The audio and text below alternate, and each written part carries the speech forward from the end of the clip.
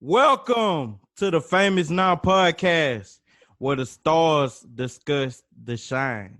Hosted by the one and only Ladarius Ely, aka Frankie Van Gogh, aka Mr. Never Satisfied. Today's episode is brought to you by our good friends at Everlast. Everlast is the global leader in design, manufacturing, licensing, and marketing of authentic boxing, mixed martial arts, and fitness related sporting goods, equipment, footwear, and accessories. And of course, our other sponsors at the nowlegacy.com who makes all this possible, servicing the overlooked and the underserved. Today, we have a very, very special guest. Now, this young lady has been burning up the charts. I would say the charts, but Okay. this young lady has been burning up social media. And man, I mean, you I can't wait to get into this interview. But this young lady is a owner of several businesses. She's a strong activist in the community. And of course, she's a huge Nipsey Hussle fan. So Huge Nipsey Hussle huge fan. Like Nipsey I was Hussle. really hoping you was gonna bring that up. Of course, of Right. course, of course. So we like to welcome Miss Ebony Mitchell in right now. How you doing, Ebony? I'm great. I'm great, Ladarius. Thank you so much for having me. This is one of my first interviews in this type of forum, so I appreciate it. Okay. Thank you so much for having me. Absolutely, absolutely. We had to get you on. Like I said, this she's been burning up the charts. she, All be, right. she be doing her thing, but no, she is the owner and CEO of ORMi Technologies and Or Solutions. Remy. Or Remy. ORMi, Yeah. correction, ORMi Technologies and Solutions. Also, the president and founder of the OLLIE in the initiative. Correct. And many other things that you actually have your hands in. Right. Um, um, I have to give you flowers. The Thank you one, so much. yeah, absolutely. The one thing that lately you have been into that has just been explosive and very enjoyable to see is your fight for the the educational system in Caddo Yes. Parish right now. Uh, Absolutely. can you please tell us a little bit more about it? I know that you are trying your best. You and a group of people and Right. a lot of different people are actually trying to put our stories into the school system and our stories into the curriculum. Could you kind of elaborate on the fight, the initiative that you guys are actually at now right Well, absolutely. I'm one of the organizers with the 45 Days of Action here in Shreveport. now? Okay. Omar Hossein is the leader of the 45 Days of Action. Her organization is ASAP, All Streets, All People Shreveport. Okay. And she came up with the 45 Days of Action along with Brick of Peoples with the concept of the 45 Days of Action. It really stemmed from the Tommy McLaughlin issue and really the national the national stage that's going on right now as far as George Floyd and things like Yeah. that of that nature. And so a lot of that spurred from that, and I just wanted to come along and help. And I was over the education week, and it was social justice and education. Okay. And so I said, well, what would be something that I could do to get people engaged and to get our story out there? And so I thought of a petition. Well, I got the idea from another individual that I saw on social media. Mm-hmm. And so I decided, I said, well, we need to get our story out there. Mm-hmm. You know, it's one thing to learn history, but if you learn it in a thwarted way, you know, if you're learning it inaccurate, Yeah. your view of yourself, of your community, society is not going to be right. And Yeah. so we need to get the correct history out there, Yeah. to be able to you know, just have a better community. Yeah, absolutely. Absolutely. And I commend you because I commend you and so many others because the things that are taking off right now that we are seeing, we have been fighting a very long time for this to Right. happen, and you guys are absolutely shining a light on all the injustices that we have been struggling with in the past. And just my hat's off to you guys, for real. Yeah, thank you so much. Thank you so much.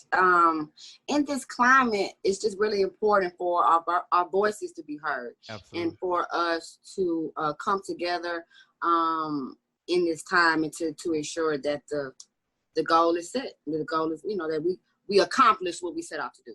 Absolutely. Absolutely. Now, are you originally from Shreveport, Louisiana? Yes, I'm originally from Shreveport, born and raised. I was born at Doctor's Hospital. It's not Doctor's Hospital anymore. It's okay. I think it's Willis Knighton, another extension of Willis Knighton, right? Okay. But I'm born and raised. I moved away for a little while, but I graduated from Byrd High School. Yep, graduated from Byrd High School. I have a computer science degree, associates and mathematics associate from Southern University. Okay. I just re-enrolled in Grambling. Okay. Yeah, I just re-enrolled in Grambling. I'm going to finish my degree in physics. So I'm kind of a nerd. Oh, wow. I'm kind of a nerd. So I'm going to finish that degree here pretty soon. So I'm looking forward to doing that amongst the other things that I do have going on. Yeah, so many different hats. So many right. different hats. So I hear you said you were going back for physics. Now, do you have like what direction would you be going in that? Because I mean, the hats that you wear, I wouldn't be surprised if you say I'm about to start a NASA program in Shreveport, Louisiana. Right. Oh, look, and you know what? Oh the my sky God! Is the limit with that. The sky is the limit with that, right? Okay. So I already have the organizations, with my nonprofit and for-profit. So, at the very least, I just need to finish that degree. I know I look young, but I'll be 40 here soon, in a few years. Man, whoa. Right, I'm 37. Wow. I'm 37. Okay. So I just want to finish my degree and also be able to, if I want to teach, just to be able to finish that my degree, because I got real sick. I have Crohn's disease, and so that stopped me from finishing my education and things like that. So I'm looking forward to getting back to it. Man, salute to you. Really, thank you. Salute to you. So I mean, along the lines of what we were just discussing, you going back to get your degree. You even just brought up that you had Crohn's disease, which right. I didn't know. So right. Everybody might not know what it is. Let me just kind of give a brief. Okay. What Crohn's disease is, an autoimmune disease which attacks your digestive system. So it could go from all the full digestive system. I was having real issues about 3 or 4 years ago. Just with the chronic vomiting, and it was just very bad. I lost maybe 30 pounds. And so I got the diagnosis, and so I'm on something called Remicade. I have to get it every 8 weeks. So I go into the hospital and it's given to me in my veins. And I do take medicine for it every day. Mm-hmm. But it's been managed very well. I rarely throw up. As you can see, I gained a little weight. I got some weight on me. and so I'm doing good. I just have to manage more so the mental anguish and the mental, all of that constant of being sick, don't know if you're going to be sick, if I'm, things like that. And so that's been kind of, hard to deal with, and still having to operate at such high capacity, which, and not having and being down here, but I need to be up here. Right. And so balancing that, and it's been kind of hard, but I'm moving forward. As you can see, God is good. For real. She's a fighter, y'all. If you just checking in, we're here with Miss Ebony Mitchell, one with many hats. As you can see, she has a hat on right now. So yes. This is my infamous yellow scarf that I always wear. I love it. So okay, so it seems like a person that is involved with so much, and so much is taking your time, and you being strong through having Crohn's disease, and even battling upward, towards your goals. Correct. What is your motivating factor? What drives you to do all these things, even though sometimes the odds are placed against you? What actually motivates you to go and get it? So many different things. My nonprofit, the OLLIE Initiative, is actually named after my grandfather. He passed away in 2015, and so he is and continues to be such a great influence on my life. And one of the many reasons why I continue to strive, because they always instilled in me that I was great and that I could do whatever I had in my mind to do. You also brought up that I'm a great Nipsey Hussle fan. Yeah. He has really been intricate in me keep on going. The marathon continues, right? The marathon continues, right? And so because I had a whole plan.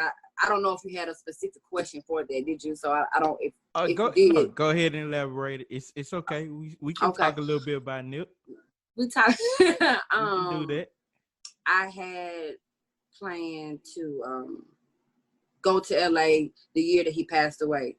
I went to my first time going to California was in 2018, and so I was able to. I was already listening to Nip and kind of not necessarily just on the marathon, but I knew who he was and things like that. But me going to California and just actually like being there, it kind of ignited, and I was like, I'm with Nip.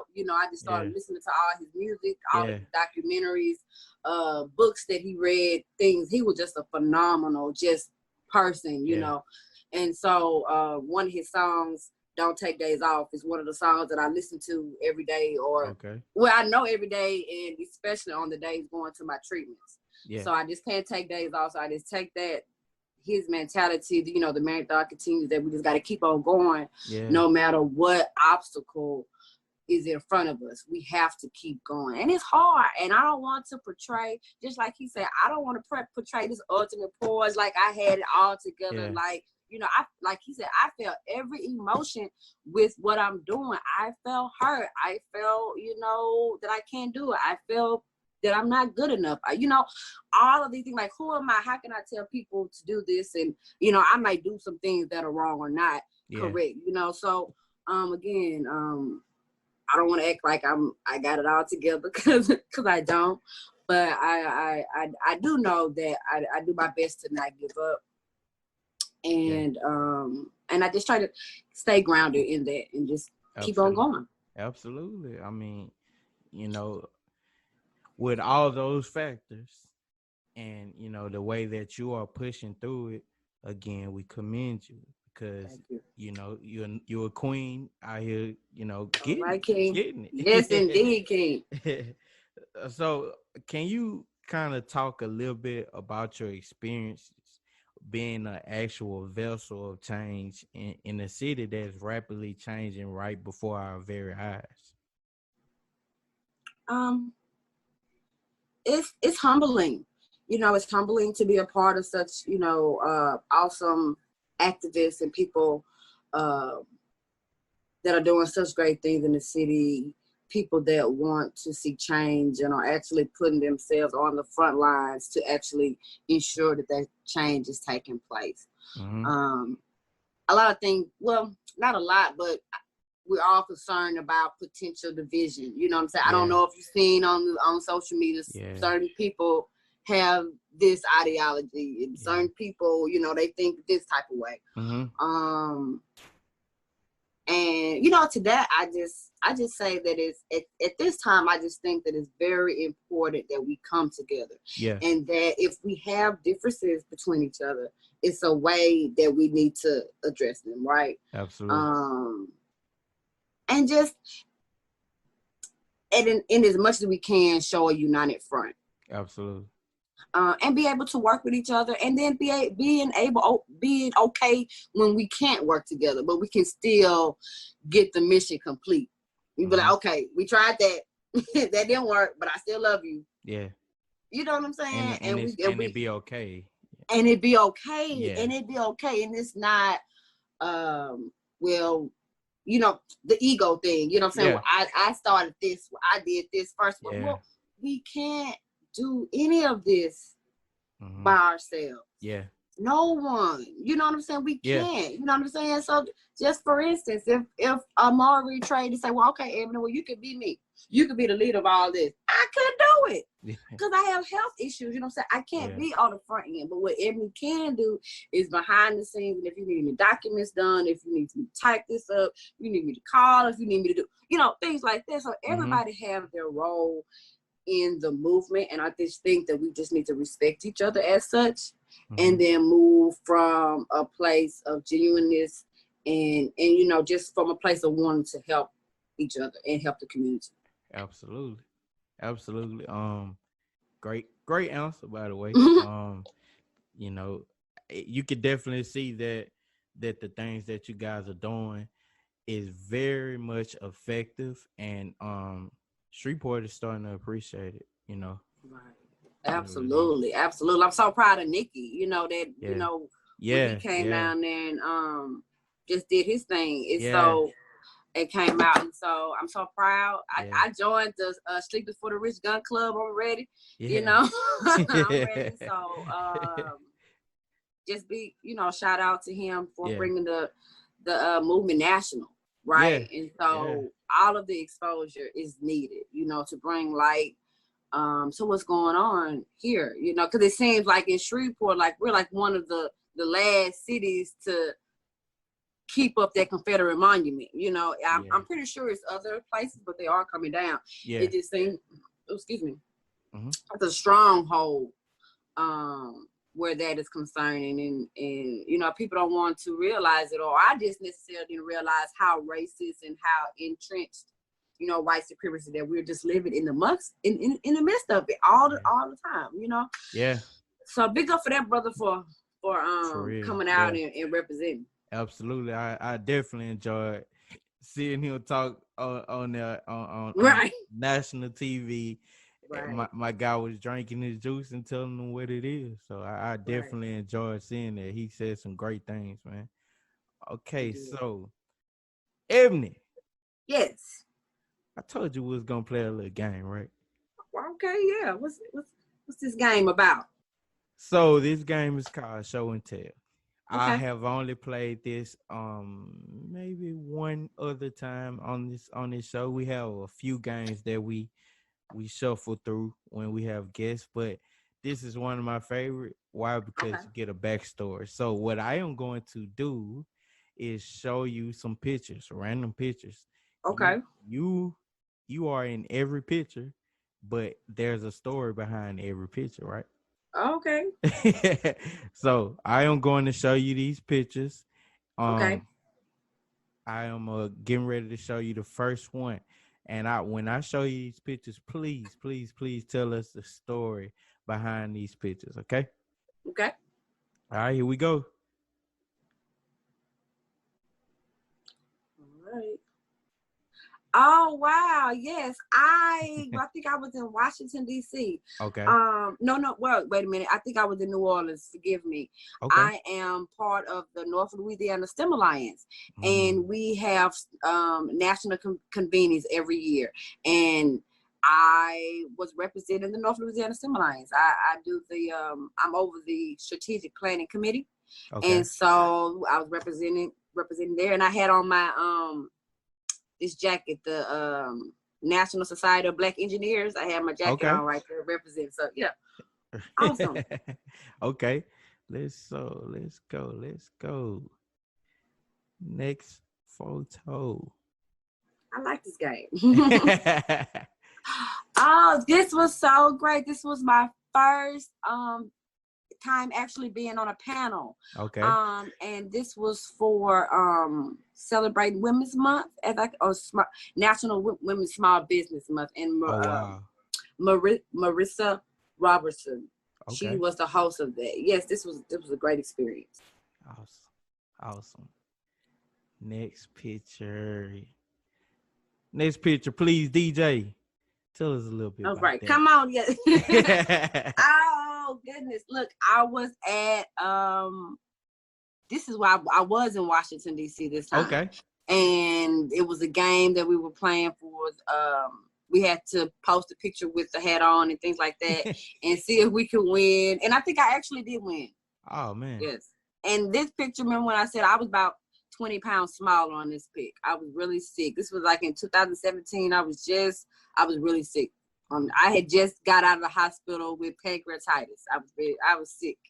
But go ahead. Yeah. No, you mentioned this earlier. I just had to show you. Oh, yes, indeed. It's not showing the whole picture, but it's not showing the whole picture. Hold up. Let me work on that. Did you not see the whole picture each time? No, it was just this time. I'm not sure. Okay. But I think it was when I was in California. Okay. It's kind of buried. Let me pull this one up. Let's see. Okay. Not sure why.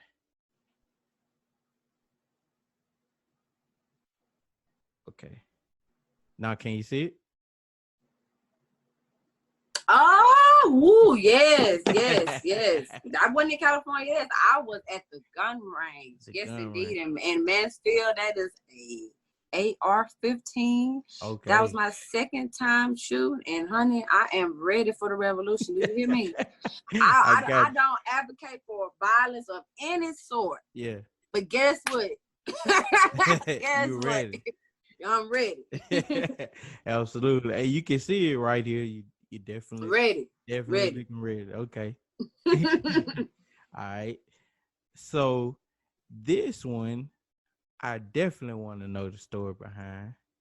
Okay. See if we can get it. Okay. So this was in December of last year, and that is who? Jay Stone, Nipsey Hussle's best friend. Yeah. So this was in Shreveport, Louisiana, of all places. Oh wow. Okay. There was a birthday party. Bosco, I think his name is Bosco. He's the owner of Head Turner Clothing. You might need to have him on the show. Absolutely.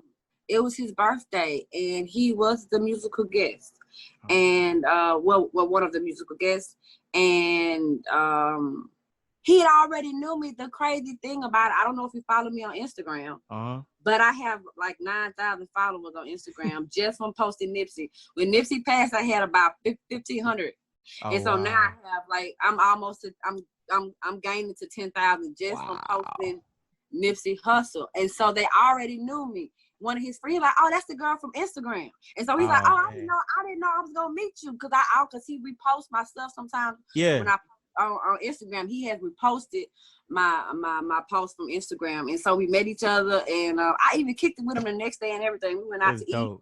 Yeah, it's so dope, and so it was bittersweet because I always wanted to meet Nipsey, but it seemed like the everything aligned, and I was able to meet his best friend, and he made that happen.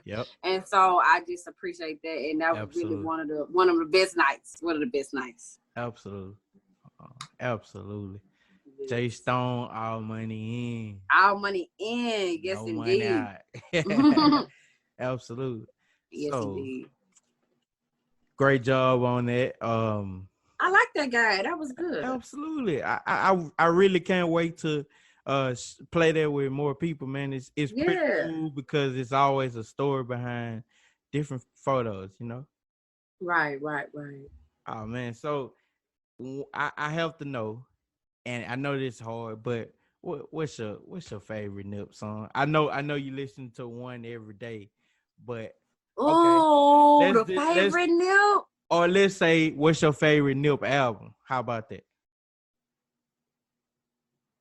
It gotta be Victory Lap, but I do like Crenshaw. Okay. What about Slops and Boys? Yes.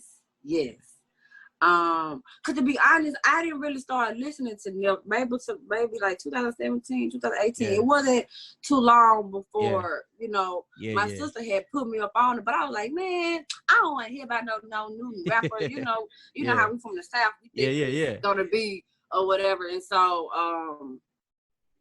I'm glad I actually started following him based on the STEM initiative that he was doing. He had donated something to a school or something. They did some type of interview with him about his philanthropy in the neighborhood and STEM. The Vector 90 that he started with his business partner and Too Big to Fail. All of those were STEM things. So I was following that aspect of it, not necessarily the music. Yeah. But then all of a sudden, of course, the music gonna come because that's what he do. It's gonna come regardless. And so I've been catching up and making sure I, get all the early stuff. Because when it was coming out, I wasn't. I ain't gonna front. I wasn't a Nipsey fan, but same. Right. Same. One of my close friends was listening to Dom Kennedy. Yes. So I found Nip through Dom. So Dom, one of my favorite artists. I can say many of his tapes were great, but I heard Nip, and I was like, man, his voice distinct, And then I remember hearing him on Wale's mixtape, one of Wale's mixtape, and I was like, man, this dude doing some stuff, man. Who is it? Right. And then, eventually, man, I really immersed myself in his music, and then started actually following him and looking at his different videos and interviews, and I mean, Nip live forever, for real. Man, yes, long live Nip. I cried so much after he passed away. Yeah. I don't think I was hurt. I've been that hurt by anything besides my grandfather passing. Yeah. Like literally. Like I know I cry every day for 30 days. Like every day. Like tears, tough, like real tears. So it was tough. I had to go and shake back because I was like, I ain't to see his family do this much crying. Yeah. So I had not saying that they didn't cry, but they just showed such a strong front, and I never saw one tear from nobody. Yeah. So that was really, if I would have saw his grandmama crying, mama crying, Lauren crying, anybody crying, I probably wouldn't have made it. But they were so strong. Yeah. So big up to the family. We love them, and the marathon continues. The marathon continues for sure. Okay, so going back into it. Okay. We've discussed just about all the topics, everything about what's going on right now in the city. We talked a little bit about your businesses, your ownership. Right. We talked about your unfortunate diagnosis of the Crohn's disease. Right. And we just talked about just enjoying life pretty much, Right. And one thing that I need to know, because we're living in a time where actually I don't see how we can go backwards, Yeah, it's no going backwards. We can't go backwards at this time. And, because of that, it makes me think about the youth. Right. Now, I know for sure that you spend a lot of time around youth and, helping build the next generation. But I need to know, that because we are raising generations under us during these times, like what can we expect history-wise, for them in the next 50 years when they look back and they have to raise a generation? I wonder what their generation can take from what's going on at this very moment. Wow, that's a really good question, really profound as well. What can the generation take from our generation, from what's going on right now? A few things. I think that they just need to be persistent, because we can't give up. Like you're saying, we're at a point in time in history where we can't go backwards. Yeah. And so in order to go forward, well, we have to continue. We have to be persistent. We can't let our guard down as far as demanding justice. Yeah. For our community, for our nation. And that's going to be hard. That's going to be met with aggression. That's going to be met with, attempts to thwart those efforts. Because the system, why would the system want that to happen? They're going to do everything they can to retain the power and the status quo. Yeah. You have to be persistent, and you have to unify. And Yeah. so I know that there has been some things in social media about people having their disagreements, but I really see that it's that we're more together than we are apart. Absolutely. And I choose to believe that, and I choose to operate in that, because if we operate in our egos and our fears, and our insecurities, then we won't be able to handle the mission, right? If I got up every morning and I was like, when nobody thought about Ebony, and you didn't do this for me because Ebony, I'm sick and I've been out here doing all this, and what about me? Ain't nobody interview me. What you did. Look at my first interview. But I've been saying though, if we coming from a self, and not see the good of the community, that's where the issue would be, right? Absolutely. And so we have to be consistent, persistent. We need to unify and just love one another, have respect, know our history. Don't let another group of people tell our people who we are. Absolutely. And again, because you see that through your eyes, right? You are actually a part of the fight to actually put our history back in the places that it need to be. We have been told various histories across our lifetime, but none of us have been actually told our history, our stories. I would love to read to my children the story, the real stories of where we came from, and instead of different nighttime stories. But I would love to read the actual things that mean the most to us. And you're a part of that. You're a part of something that's much bigger and greater than you. It is children that have not even been born yet, but God has ordained them to go through and go forth.